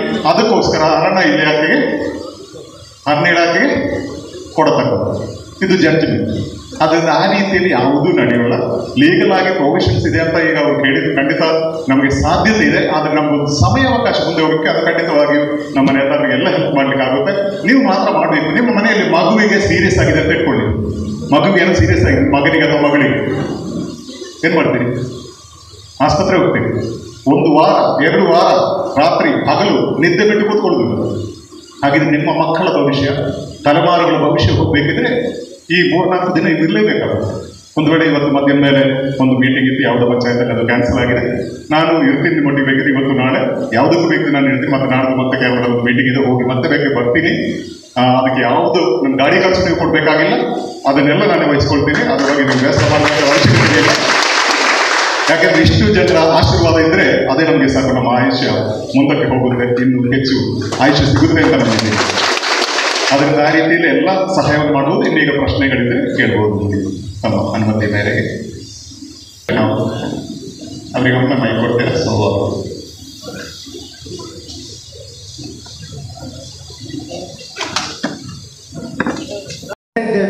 ಮತ್ತೆ ಮುಂದಿನ ಹೋರಾಟದಲ್ಲಿ ನಿಮ್ಮೊಂದಿಗೆ ನಾವಿದ್ದೇವೆ, ನಮ್ಮೊಂದಿಗೆ ನಿರಂತರ ತಾವು ಇರಬೇಕು ಅಂತ ಹೇಳುತ್ತಾ ತಮಗೆಲ್ಲರಿಗೂ ಭಾಗವಹಿಸಲಿಕ್ಕೆ ಹೊಂದಿಸ್ತೇನೆ. ಜೈ ಹಿಂದ್. ಹೊಳೆ ಪಂಚಾಯಿತಿಯಲ್ಲಿ ಕಸ್ತೂರಿ ರಂಗನ್ ವರದಿ ಜಾರಿಯ ವಿರುದ್ಧ ಗ್ರಾಮದ ಸಭೆ ಮತ್ತು ಪ್ರತಿಭಟನೆಯನ್ನು ಹಮ್ಮಿಕೊಂಡಿದ್ದಾರೆ. ಬೈಂದೂರು ಕ್ಷೇತ್ರದ ಎಲ್ಲ ಪಂಚಾಯಿತಿಗಳಲ್ಲಿ ಈ ರೀತಿ ಹೋರಾಟ ನಿಶ್ಚಯ ಆಗ್ತಾ ಇದೆ. ನಮ್ಮ ಬೇಡಿಕೆ ಇರುವಂಥದ್ದು ಅರಣ್ಯ ಉಳಿಸಿ ಅನ್ನೋ ಹೋರಾಟಕ್ಕೆ ಅಥವಾ ಅರಣ್ಯದ ಬಗ್ಗೆ ಕಾಳಜಿಗೆ, ಕಾಡು ಪ್ರಾಣಿಗಳ ಕಾಳಜಿಗೆ ನಮ್ಮ ಸಮಸ್ಯೆ ಇಲ್ಲ. ಫಾರೆಸ್ಟಿನ ನಂತರ ಇರುವಂಥ ಜನಜೀವನ ಇರುವಂಥ ಗ್ರಾಮಗಳಲ್ಲಿ ಕಾನೂನನ್ನು ಹೇರ್ತಾ ಇರುವಂಥದ್ದು, ನಿಯಮಗಳನ್ನು ಬಿಗಿ ಮಾಡ್ತಾ ಬದುಕಿಗೆ ತೊಂದರೆ ಮಾಡ್ತಾ ಇರೋದು, ಇದಕ್ಕೆ ನಮ್ಮ ವಿರೋಧ ಇದೆ. ಬೈಂದೂರು ಕ್ಷೇತ್ರದ 17 ಗ್ರಾಮಗಳಲ್ಲೂ ಈ ರೀತಿಯ ಸಮಸ್ಯೆ ಇದೆ. ಅದ್ರ ವಿರುದ್ಧ ಎಲ್ಲ ಪಂಚಾಯತ್ಗಳಲ್ಲಿ ಸಭೆ ಮಾಡ್ತಾ ಇದ್ದೇವೆ. ಒಟ್ಟು ಉಡುಪಿ ಜಿಲ್ಲೆಯಲ್ಲಿ 50% ಗ್ರಾಮಗಳು ನಮ್ಮಲ್ಲಿದೆ, ಉಳಿದದ್ದು ಕುಂದಾಪುರ ಕ್ಷೇತ್ರ ಮತ್ತು ಕಾರ್ಕಳದಲ್ಲಿದೆ. ಹಾಗಾಗಿ ಪ್ರತಿ ಪಂಚಾಯತ್ನಲ್ಲೂ ಈ ಸಭೆಗಳನ್ನು ಮಾಡಿ, ಪಂಚಾಯತ್ನಲ್ಲಿ ಪ್ರತಿಯೊಬ್ಬರಿಂದ ಸಹಿ ಸಂಗ್ರಹ ಮಾಡಿ ನಮ್ಮ ಅಭಿಪ್ರಾಯ ಮತ್ತು ನಮ್ಮ ಆಕ್ಷೇಪವನ್ನು ಸರ್ಕಾರಕ್ಕೆ ಜಿಲ್ಲಾಡಳಿತದ ಮೂಲಕ ಕಳಿಸ್ತಾ ಇದ್ದೇವೆ. ಕೊನೆಯಲ್ಲಿ ನಮ್ಮ ಅಭಿಪ್ರಾಯ ಏನು ಕೇಳಿದರೆ, ಎಲ್ಲರೂ ಕೇರಳ ಮಾದರಿ ಅಂತ ಹೇಳ್ತಾರೆ. ಕೇರಳ ಮಾದರಿ ಏನಿಲ್ಲ. ಕೇರಳ ಮಾದರಿ ಅಂತೇಳಿ ಹೇಳಿದರೆ ಆಡಳಿತ ಈ ವಿಷಯವನ್ನು ಯಾವತ್ತೂ ನೆಗ್ಲೆಕ್ಟ್ ಮಾಡಲಿಲ್ಲ. ಗಂಭೀರವಾಗಿ ಅದನ್ನು ತಗೊಂಡು ಏನು ಮಾಡಬಹುದು ಪರಿಹಾರ ಅನ್ನುವಂಥದ್ದು, ಮ್ಯಾಕ್ಸಿಮಮ್ ಏನು ಮಾಡ್ಬೋದು ಅದಕ್ಕೆ ತಲೆ ಹಾಕಿದ್ದಾರೆ. ಆಡಳಿತ ವರ್ಗದವರು ಪಕ್ಷಾತೀತವಾಗಿ ಒಟ್ಟಾಗಿದ್ದಾರೆ, ಕಾನೂನು ತಜ್ಞರ ಸಲಹೆ ತಗೊಂಡಿದ್ದಾರೆ, ಮ್ಯಾನ್ಯುವಲ್ ಸರ್ವೆ ಮಾಡಿದ್ದಾರೆ. ಹೇಗೆ ಕಾಡು ಮತ್ತು ಪ್ರಾಣಿಗಳ ಬಗ್ಗೆ ಕಾಳಜಿ ಇಟ್ಟುಕೊಂಡಿದ್ದೀರೋ ಅದೇ ರೀತಿ ಮನುಷ್ಯರ ಬದುಕಿನ ಬಗ್ಗೆ ಕಾಳಜಿ ಇಟ್ಟುಕೊಂಡು ನಮ್ಮ ಅಭಿಪ್ರಾಯ ಕೇಳಿ ಅಂತ ಹೇಳಿದ್ದಾರೆ. ಮ್ಯಾನ್ಯುವಲ್ ಸರ್ವೆ ಮಾಡಿ ರಿಪೋರ್ಟ್ ಕೊಟ್ಟಿದ್ದಾರೆ. ಆಗ ವರದಿ ಅನ್ನುವಂಥದ್ದು ಒಂದು ಹಂತಕ್ಕೆ ಕಂಟ್ರೋಲಿಗೆ ಬಂದಿರ್ತದೆ ಅನ್ನುವಂಥದ್ದು ನಾವು ತಿಳ್ಕೊಂಡಂಥದ್ದು. ಹಾಗಾಗಿ ಈಗ ನಮ್ಮ ಕ್ಷೇತ್ರ, ನಮ್ಮ ಜಿಲ್ಲೆಯಲ್ಲೂ ನಮ್ಮ ಆಗ್ರಹ ಇಷ್ಟೇ, ಅಷ್ಟು ಪಂಚಾಯತ್ಗಳಲ್ಲಿ ಜನಾಂದೋಲನ ಎದ್ದು ಆಡಳಿತ ವರ್ಗಕ್ಕೆ ಅರ್ಥ ಮಾಡಿಸಿ ಇಲ್ಲಿ ನಮಗೇನಾಗಬೇಕು ಅನ್ನೋದನ್ನು ತಿಳ್ಕೊಂಡು ಮ್ಯಾನ್ಯುವಲ್ ಸರ್ವೆ ಆಗಿ ಜನರ ಅಭಿಪ್ರಾಯವನ್ನು ತಿಳ್ಕೊಂಡು ಅದನ್ನು ಕೋರ್ಟಿಗೋ ಮತ್ತೆಲ್ಲಿಗೋ ಸಬ್ಮಿಟ್ ಮಾಡಿ ಈ ಅವೈಜ್ಞಾನಿಕ ವರದಿ ಅನ್ನುವಂಥದ್ದನ್ನು ಅರ್ಥ ಮಾಡಿಸಿ ನಮಗೆ ವೈಜ್ಞಾನಿಕವಾಗಿ ಏನಾಗಬೇಕು, ಏನಾಗಬಹುದು ಇದನ್ನು ತಿಳ್ಕೊಂಡು ಮಾಡಬೇಕು ಅಂತ ನಮ್ಮದೆಲ್ಲರದ್ದು ಹಕ್ಕೊತ್ತಾಯ ಇದೆ. ಹಾಗಾಗಿ ಎಲ್ಲ ಪಂಚಾಯತ್ಗಳಲ್ಲಿ ಸಭೆಗಳನ್ನು ಮಾಡ್ತಾ ಹೋಗ್ತಾ ಇದ್ದೇವೆ. ಜಾರಿ ಆದಾಗ ಒಂದು ಸತಿ ಜನರು ಅದ್ರ ವಿರುದ್ಧ ಹೇಳ್ತಾರೆ. ಅದರ ಸಮಸ್ಯೆ ಏನು ಕೇಳಿದರೆ ಅದಕ್ಕೊಂದು ಸಂಘಟಿತ ಸ್ವರೂಪ ಇದ್ದಾಗಿಲ್ಲ, ಅಲ್ಲಿಗೆ ಅದು ತಣ್ಣಗಾಗ್ತದೆ. ಈಗ ಈ ತಿಂಗಳು 30ನೇ ತಾರೀಕಿಗೆ ಮತ್ತೆ ನೋಟಿಫಿಕೇಷನ್ ಇದೆ, ಕಾರಣಗಳನ್ನು ಕೊಡಿ ಅಂತ ಕೋರ್ಟ್ ಕೇಳಿರುವುದರಿಂದ ಒಂದು ಸರ್ತಿ ಮತ್ತೆ ಗಂಭೀರ ಆಗಿದೆ. ಆದರೆ ನಾನು ಈ ಸರ್ತಿ ಜನರಲ್ಲೂ, ಆಡಳಿತ ವರ್ಗದವರಲ್ಲೂ, ಅಧಿಕಾರಿಗಳಲ್ಲೂ, ಹೋರಾಟಗಾರರಲ್ಲೂ ಎಲ್ಲರಲ್ಲೂ ಕೇಳೋದು, ಈ ಸರ್ತಿ ಏನಾದರೂ ಒಂದು ತಾರ್ಕಿಕ ಅಂತ್ಯಕ್ಕೆ ತಗೊಂಡು ಹೋಗ್ಬೋದು. ಅದನ್ನು 30ನೇ ತಾರೀಕು ಅಂದರೆ ಇನ್ನು 5 ದಿವಸ ಇದೆ. ಅಲ್ಲಿ ಏನಾಗ್ತದೆ ಅನ್ನುವಂಥದ್ದು ನನಗೇನು ಆ ರೀತಿಯನ್ನು ಕಾಣೋದಿಲ್ಲ. ಅದಕ್ಕಿಂತಲೂ ನಮ್ಮ ಹೋರಾಟ ನಿರಂತರ ಇದ್ದು ನಮಗೆ ಆಗಬೇಕಾದ ಕೆಲಸ ಆಗಲೇಬೇಕಾದ್ದು ಅಂತೇಳಿ ಇಟ್ಟುಕೊಂಡ್ರೆ ಇದೇನಾದರೂ ತುದಿ ಮುಟ್ಟಿಸ್ಬೋದು. ಇಲ್ಲದೇ ಇದ್ದರೆ ಇನ್ನೊಂದು ಫೈನಲ್ ನೋಟಿಫಿಕೇಷನು, ಎಕ್ಸಿಕ್ಯೂಷನ್ನು ಬಂದಾಗ ಎದ್ದರೆ ಉಪಯೋಗ ಇಲ್ಲ. ಇದನ್ನು ಪ್ರತಿಯೊಬ್ಬರು ಜನರು, ಹೋರಾಟಗಾರರು, ಸಂಘಟನೆಗಳು ಅರ್ಥ ಮಾಡ್ಕೋಬೇಕು. ಹಾಗಾಗಿ ಹೋರಾಟವನ್ನು ನಿರಂತರ ಇಟ್ಕೋಬೇಕು ಅಂತ ಅಂದ್ಕೊಳ್ತೇನೆ. ಮಾತ್ರ ಉಳಿದ ರಾಜಕೀಯ ಮತ್ತೊಂದಲ್ಲ. ಯಾವ ಪಕ್ಷ ಯಾವ ವ್ಯವಸ್ಥೆಯನ್ನು ಸಹಿತ ಇಲ್ಲಿ ತರುವ ಅವಶ್ಯಕತೆ ಇರೋದಿಲ್ಲ. ಆದರೆ ಎಲ್ಲರೂ ಸಹಿತ ಇನ್ವಾಲ್ವ್ ಆಗಬೇಕು. ಇಲ್ಲಿ ಯಾರು ಇನ್ವಾಲ್ವ್ ಆಗದೆ ಇದೇನೋ ರಾಜಕೀಯ ಅಂದ್ಕೊಂಡ್ರೆ ಹೋಗೋದು ನಮ್ಮ ಬದುಕು. ನಾವು ಬದುಕಿದರೆ, ನಮ್ಮ ಜನರು ಇದ್ದರೆ ಉಳಿದದ್ದೆಲ್ಲ ವಿಷಯ. ಹಾಗಾಗಿ ಎಲ್ಲ ಪಕ್ಷದವರು ಸಹಿತ ಬೆಂಬಲವನ್ನು ಘೋಷಣೆ ಮಾಡಿದ್ದಾರೆ, ಎಲ್ಲ ಸಂಘಟನೆಗಳು ಸಹಿತ ಬೆಂಬಲವನ್ನು ಘೋಷಣೆ ಮಾಡಿದ್ದಾರೆ. ಹೋರಾಟ ಚೆನ್ನಾಗಾಗಿ ಮಾಡಬೇಕಿರೋದು ಮಾತ್ರ ಉಳಿದಂಥ ಕೆಲಸ. ಸಭೆ ಸಮಾರಂಭಗಳನ್ನು ಮಾಡಿದ್ದೇವೆ. ವಿಶೇಷವಾಗಿ ಭಾಗವಹಿಸಿದ್ದಾರೆ. ಗ್ರಾಮ ಪಂಚಾಯತ್ ಪಶ್ಚಿಮ ಘಟ್ಟ ಪ್ರದೇಶದ ಕಸ್ತೂರಿ ರಂಗನ್ ಅನುಷ್ಠಾನದ ಈ ಹೋರಾಟ ಪ್ರಾರಂಭ ಆಗಿದೆ. ರಮಣಾತ್ರಿ ಮಂತ್ರಿ, ಅರಣ್ಯ ಮಂತ್ರಿ ಇದ್ದಂಥ ಸಂದರ್ಭದಲ್ಲಿ ಪ್ರತಿ ಪಂಚಾಯತ್ ವ್ಯಾಪ್ತಿಯಲ್ಲಿ ನಾವು ಪ್ರತಿಭಟನಾ ರ್ಯಾಲಿಯನ್ನು ನಾವು ಮಾಡಿದ್ದೇವೆ. ಸರ್ಕಾರಕ್ಕೆ ಆ ಪ್ರಸ್ತಾವನೆಯನ್ನು ಕಳಿಸಿದ್ದೇವೆ. ಆದರೂ ಸಹ ಮತ್ತೆ ಕಸ್ತೂರಿ ರಂಗನ್ ಅನುಷ್ಠಾನ ಮಾಡಬೇಕನ್ನೋ ಸರ್ಕಾರದ, ಕೇಂದ್ರ ರಾಜ್ಯ ಸರ್ಕಾರದ ಈ ಒಂದು ಕೇರಳ ಮಾದರಿ ಮಾಡಬೇಕನ್ನು ನಾವು ಏನು ಕೇಳ್ಕೊಂಡಿದ್ದೇವೆ ಅದು ಇಷ್ಟು ತನಕ ಮಾಡಲಿಕ್ಕಾಗಿಲ್ಲ. ನಾವು ಅವ್ರ ಹತ್ರ ಕೇಳೋದಿಷ್ಟೇ, ಸ್ಯಾಟಲೈಟ್ ಮೂಲಕ ತಾವು ಸರ್ವೆ ಮಾಡಿ ಕಸ್ತೂರಿ ರಂಗನ್ ಅನುಷ್ಠಾನ ಮಾಡೋದಲ್ಲ, ಅದನ್ನು ನೇರವಾಗಿ ಮ್ಯಾನ್ಯುವಲ್ ಮೂಲಕ ಸರ್ವೆ ಮಾಡಿ ನಮ್ಮ ಜಾಗ, ನಮ್ಮ ಕೃಷಿ ಕ್ಷೇತ್ರವನ್ನು ಮಾಡಿಕೊಂಡಿರ್ತಕ್ಕಂಥ ಪ್ರದೇಶವನ್ನು ಗುರುತಿಸಿ ನಮಗೆ ಅದನ್ನು ಕೈ ಬಿಟ್ಟು ಉಳಿದ ಭಾಗದಲ್ಲಿ ಕಾಡು ಪ್ರದೇಶವನ್ನು ಕಸ್ತೂರಿ ರಂಗನ್ ಅನುಷ್ಠಾನ ಮಾಡೋದು ನಮ್ಮದೇನು ಅಭ್ಯಂತರ ಇಲ್ಲ. ನಮ್ಮ ಜಾಗದಲ್ಲಿ ಇವತ್ತು ಅನುಷ್ಠಾನ, ನಮ್ಮದು ಹೋರಾಟ ಭಾಳ ಮುಖ್ಯ ಇದೆ. ಮೊನ್ನೆ ಮಂತ್ರಿಗಳ ಹತ್ರ ನಿಯೋಗವನ್ನು ಕರ್ಕೊಂಡು ಹೋಗಿದ್ದೇನೆ, ಮಾತಾಡಿದ್ದೇನೆ. ಅವರು ಇವಾಗ ಮ್ಯಾನ್ಯುವಲಲ್ಲಿ ಮಾಡಿ ಆ ಡಾಕ್ಯುಮೆಂಟ್ಸ್ ಮಾಡಿ ಕೇಂದ್ರ ಸರ್ಕಾರ ಕಳಿಸಿ ಪ್ರಧಾನಮಂತ್ರಿಯನ್ನು, ಎಲ್ಲ ಪಕ್ಷದ ಮುಖಂಡರನ್ನು ಕರ್ಕೊಂಡೋಗಿ ಪ್ರಧಾನಮಂತ್ರಿಯನ್ನು ಭೇಟಿಯಾಗಿ ಅವರಿಗೆ ಮಂದಟ್ಟು ಮಾಡುವಂಥ ಕೆಲಸವನ್ನು ಮಾಡ್ತೇನೆ ಅಂತ ಹೇಳಿದ್ದಾರೆ. ಅದಕ್ಕೆ ಯಶಸ್ವಿ ಆದರೆ ನಾವು, ಇಲ್ಲದೇ ಇದ್ದರೆ ಇದು ಭಾಳ ದೊಡ್ಡ ಪ್ರತಿಭಟನೆಯಾಗಿ ವಿಧಾನಸೌಧದಲ್ಲಿ ದೊಡ್ಡ ಪ್ರತಿಭಟನೆ ಹಾಕ್ಕೊಳ್ಳುವಂಥ ಕಾರ್ಯಕ್ರಮ ಹಾಕ್ಕೊಳ್ತೇವೆ. ಮಾಡಲಿಕ್ಕೆ ಆಗದಿದ್ದ ದೊಡ್ಡ ಕೆಲಸ ಏನಿಲ್ಲ. ಜಿಲ್ಲಾಧಿಕಾರಿಗಳು ಮನಸ್ಸು ಮಾಡಿದ್ರೆ ಸರ್ವೆ ಡಿಪಾರ್ಟ್ಮೆಂಟ್ಗೆ ಸ್ಪೆಷಲ್ ಫೋರ್ಸ್ ಹಾಕಿ ಅವ್ರನ್ನ ಮಾಡಿದ್ರೆ ಅದನ್ನು ಪಶ್ಚಿಮ ಘಟ್ಟ ಪ್ರದೇಶವನ್ನು ಗುರುತಿಸಿ ಅದನ್ನು ಡಾಕ್ಯುಮೆಂಟ್ಸ್ ಮಾಡಿ ಸರ್ಕಾರ ಕಳಿಸ್ಬೇಕು. ಪಕ್ಷ ಬಿಟ್ಟು, ಪಕ್ಷ ರಹಿತವಾಗಿ, ಪಕ್ಷದ ಇಂದ ಮಾಡತಕ್ಕಂಥಲ್ಲ. ಇಲ್ಲಿ ಸಾರ್ವಜನಿಕರು, ಎಲ್ಲ ವರ್ಗದ ಜನ, ರೈತರ ರಕ್ಷಣೆಗೋಸ್ಕರ ನಾವು ಆ ಕೆಲಸವನ್ನು ಮಾಡ್ತೀವಿ. ನೋಡಿ, ಇಷ್ಟಿಷ್ಟು ಜಾಗದಲ್ಲಿ ಡಾಕ್ಟರ್ ಸಲೀಂ ಜೋಸೆಫ್ ಅಂತ ವಕೀಲರಾಗಿದ್ದೀನಿ. ಅದೇ ರೀತಿಯಾಗಿ 2002ರಿಂದ ಈ ಕಸ್ತೂರಿ ರಂಗನ್ ಅಥವಾ ಗಾಡ್ಗಿಲ್ ರಿಪೋರ್ಟ್ ಬಗ್ಗೆ ಬಂದಿರುವಂಥ ಸಮಸ್ಯೆಗಳಿಗೆ, ಜನರ ಸಮಸ್ಯೆಗಳಿಗೆ ಸ್ಪಂದಿಸಿ ಕಾನೂನು ಹೋರಾಟವನ್ನು ಮಾಡ್ತಾಯಿದ್ದೀನಿ, ಜನಾಂದೋಲನವನ್ನು ಮಾಡ್ತಾಯಿದ್ದೀನಿ. ಖಂಡಿತವಾಗಿಯೂ ಪರಿಸರ ನಮಗೆ ಬೇಕು, ಭೂಮಾತೆಯನ್ನು ನಾವು ಸಂರಕ್ಷಿಸಬೇಕು, ಅದು ನಮ್ಮ ಆದ್ಯ ಕರ್ತವ್ಯ. ಆದರೆ ಈಗ ನಮ್ಮ ಮಾಧವ ಗಾಡ್ಗಿಲ್ ಸಮಿತಿ ಇರ್ಬೋದು, ಅಥವಾ ಸರ್ವೋಚ್ಚ ನ್ಯಾಯಾಲಯ ಇರಬಹುದು, ಅದೇ ರೀತಿ ಕಸ್ತೂರಿ ರಂಗನ್ ಸಮಿತಿ ಇರ್ಬೋದು, ಅವರೆಲ್ಲರೂ ಒಕ್ಕೊರಲಿನಿಂದ ಹೇಳುವಂಥದ್ದು ಸಸ್ಟೈನೇಬಲ್ ಡೆವಲಪ್ಮೆಂಟ್, ಅಂದರೆ ಜನರಿಗೆ ತೊಂದರೆ ಆಗದ ಹಾಗೆ, ಆದರೆ ಜನರೊಂದಿಗೆ, ಜನರ ಬದುಕಿನೊಂದಿಗೆ ಪರಿಸ್ಥಿತಿಯನ್ನು ಬೆಳೆಸಿಕೊಂಡು ಹೋಗುವಂಥ, ಈ ಪ್ರಪಂಚವನ್ನು ಮುಂದುವರಿಸಿಕೊಂಡು ಹೋಗುವಂಥ ಒಂದು ವ್ಯವಸ್ಥೆ ಆಗಬೇಕು ಅಂತ ಹೇಳಿ ವರ್ಷಗಳಿಂದ ಈಚೆ 6 ಡ್ರಾಫ್ಟ್ ನೋಟಿಫಿಕೇಷನ್ ಆಗಿದೆ. ಈಗ ಅವರು ಹೇಳ್ತಾ ಇದ್ದಾರೆ ಸಮಸ್ಯೆಗಳಿದ್ದರೆ ಅದನ್ನು ಮನವರಿಕೆ ಮಾಡಿಕೊಂಡು ಇದಾಗಬೇಕು ಅಂತ. ಕಸ್ತೂರಿ ರಂಗನ್ ರಿಪೋರ್ಟಲ್ಲಿ ಫಸ್ಟ್ ವಾಲ್ಯೂಮ್ನಲ್ಲಿ ಹೇಳಿದ್ದಾರೆ, ಈ ಒಂದು ರಿಪೋರ್ಟನ್ನು ಆಯಾಯ ಭಾಷೆಗಳಲ್ಲಿ, ಯಾವ ಗ್ರಾಮಗಳಲ್ಲಿ ಯಾವ ಭಾಷೆಗಳಿವೆ ಜನರಿಗೆ ಅರ್ಥ ಆಗುವ ಭಾಷೆಗಳಲ್ಲಿ ಭಾಷಾಂತರ ಮಾಡಿ ಅವರಿಗೆ ತಲುಪಿಸಬೇಕು ಅಂತ ಹೇಳಿದ್ದಾರೆ. ಆದರೆ 6 ನೋಟಿಫಿಕೇಷನ್ ಆದರೂ ಇಷ್ಟರವರೆಗೆ ಇಲ್ಲಿ ಹಳ್ಳಿಹೊಳೆ ಇರ್ಬೋದು, ಜಡಿಕಲ್ಮುದೂರು ಇರ್ಬೋದು, ಅಥವಾ ಯಾವುದೇ ಗ್ರಾಮಗಳಿಗೆ ನಾವು ಹೋದಾಗ ಅಲ್ಲಿ ಯಾರಿಗೂ ಈ ಒಂದು ಕರಡು ಪ್ರತಿಯ ಅಥವಾ ಈ ಒಂದು ರಿಪೋರ್ಟ್ನ ಯಾವುದೇ ಮಾಹಿತಿ ಇಲ್ಲ, ಅವರಿಗೆ ಭಾಷಾಂತರ ಆಗಿಲ್ಲ. ಅಧಿಕಾರಿಗಳು ಅದನ್ನು ಮಾಡಬೇಕು ಅಂತ ಭಿನ್ನವಿಸ್ತಾ ಇದ್ದೇನೆ. ಅದೇ ರೀತಿಯಾಗಿ ಅಧಿಕಾರಿಗಳು ಒಂದು ಜನರ ಸಮಸ್ಯೆಯನ್ನು ಆಲಿಸಬೇಕು. ನಾವು ಯಾರು ಪರಿಸರಕ್ಕೆ ವಿರೋಧಿಗಳಲ್ಲ. ಪರಿಸರ ಖಂಡಿತವಾಗಿಯೂ ನಮ್ಮನ್ನು ಉಳಿಸುವಂಥದ್ದು. ಪರಿಸರ ನಾವು ಉಳಿಸ್ತೇವೆ, ಪರಿಸರವನ್ನು ಬೆಳೆಸ್ತೇವೆ ಅನ್ನೋದನ್ನು ನಾವು ಇಕ್ಕೊರಲಿಂದ ಹೇಳ್ತಾ ಇದ್ದೇವೆ. ಇವತ್ತೇ ಮೀಟಿಂಗಲ್ಲಿ ಸಹಸ್ರಾರು ಜನರು ಬಂದಿದ್ದರು. ಮೊದಲಾಗಿ ಪರಿಸರಕ್ಕೆ ನಮಿಸಿ ಒಂದು ಗಿಡವನ್ನು ಪ್ರತಿಯೊಬ್ಬರು ನೆಟ್ಟು ಅದಕ್ಕೆ ನೀರೆರೆಯುವ ಗೊಬ್ಬರ ಹಾಕುವಂಥ ಕೆಲಸವನ್ನು ಮೊದಲಾಗಿ ಮಾಡಿ ಅಂತ ಹೇಳಿದ್ದೇನೆ. ಈ ಪರಿಸರವನ್ನು ನಾವು ನಮಿಸ್ತೇವೆ, ನಾವು ಗೌರವಿಸ್ತೇವೆ, ಪರಿಸರ ನಮಗೆ ಬೇಕು. ಆದರೆ ಇಲ್ಲಿ ಜನವಸತಿ ಇಷ್ಟು ನಿಬಿಡವಾಗಿರುವಂಥ, ಪ್ರತ್ಯೇಕವಾಗಿ ಈ ಉಡುಪಿ ಜಿಲ್ಲೆಯಲ್ಲಿ 35 ಗ್ರಾಮಗಳು ಸಂಪೂರ್ಣ ನೋಟಿಫಿಕೇಶನ್ ಅಂಡರಲ್ಲಿ ಬರ್ತಾ ಇದೆ. ಅವರಿಗೆ ಮಾಹಿತಿಯೇ ಇಲ್ಲ. ಈ 30ನೇ ದಿನಾಂಕದಂದು ಡ್ರಾಫ್ಟ್ ನೋಟಿಫಿಕೇಶನ್ ಕೊಟ್ಟಿರುವಂಥ ಫೈಲ್ ಮಾಡಲಿಕ್ಕೆ ಅಥವಾ ಅಪೋಸಿಷನ್ ಫೈಲ್ ಮಾಡಲಿಕ್ಕೆ ಕನ್ಸೆನ್ಸ್ ಹೇಳಲಿಕ್ಕಿರುವಂಥ ಟೈಮ್ ಕೊನೆ ಆಗ್ತಾ ಇದೆ. ಆದರೆ ಜನರಿಗೆ ಮಾಹಿತಿಯೇ ಇಲ್ಲ. ಆದ್ದರಿಂದ ಖಂಡಿತವಾಗಿಯೂ ಅಧಿಕಾರಿಗಳಲ್ಲಿ ನಾನು ಕೈ ಮುಗಿದು ವಿನಂತಿಸ್ತಾ ಇದ್ದೇನೆ. ಈ ಸಾಮಾನ್ಯ ಜನತೆಯ ಕಣ್ಣೀರು, ಅವರ ನೋವು, ದಶಕಗಳ ಅವರ ಕಠಿಣ ಶ್ರಮ, ಅವರ ರಕ್ತವನ್ನು ಬೆವರಗಿಳಿಸಿ ಮಾಡಿದಂಥ ಅಭಿವೃದ್ಧಿ ಕಾರ್ಯಗಳು, ಅದನ್ನು ನೀವು ಮನಗಂಡು ಇವರ ಹತ್ತಿರ ಬಂದು ಪ್ರತಿಯೊಂದು ಗ್ರಾಮ ಸಭೆಯನ್ನು ನಡೆಸಿ 35 ಗ್ರಾಮಗಳಲ್ಲಿ ಗ್ರಾಮ ಸಭೆ ನಡೆಸಿ ನಿರ್ಣಯಗಳನ್ನು, ಜನರ ನೋವನ್ನು ಕಸ್ತೂರಿ ರಂಗನ್ ಸಮಿತಿಯವರಿಗೆ ತಲುಪಿಸಿದ್ದೇ ಆದರೆ ಖಂಡಿತವಾಗಿಯೂ ಕಸ್ತೂರಿ ರಂಗನ್ ಸಮಿತಿಯವರು ಅದನ್ನೇ ಬಯಸ್ತಾ ಇದ್ದಾರೆ. ಅವರು ಖಂಡಿತವಾಗಿಯೂ ನಮಗೆ ಬೇಕಾದಂಥ ಪರಿಹಾರವನ್ನು ಕಂಡುಕೊಳ್ಳುವಲ್ಲಿ ನಮ್ಮೆಲ್ಲರೂ ಒಟ್ಟು ಸೇರಿ ಕೆಲಸ ಮಾಡಿದರೆ ಸಾಧ್ಯ ಅನ್ನೋದು ನನ್ನ ಖಂಡಿತವಾದ ನಂಬಿಕೆ.